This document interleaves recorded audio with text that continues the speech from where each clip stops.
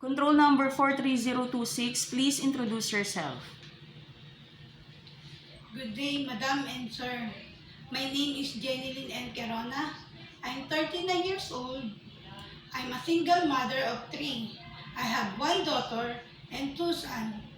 My daughter is 16 years old, my first son is 15 years old, and my youngest son is 13. I have 1 brother and 1 sister.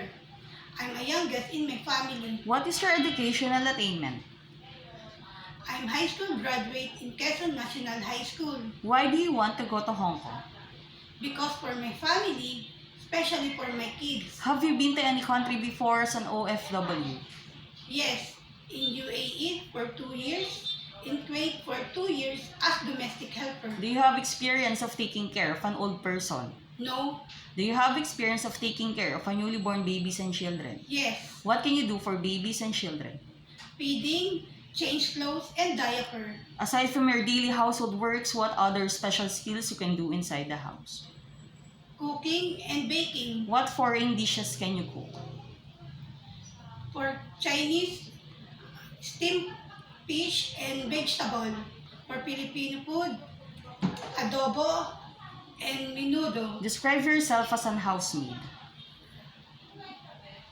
Honest, responsible, and hardworking. During misunderstanding of your employer, what do you do?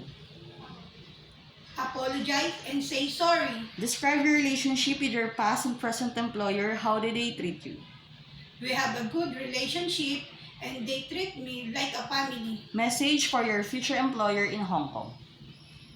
Sir, Madam, if ever you will choose me as domestic helper, I will do my best to fulfill my duties and serve you as my employer, and I promise to finish my contract for 2 years and more than. Thank you so much.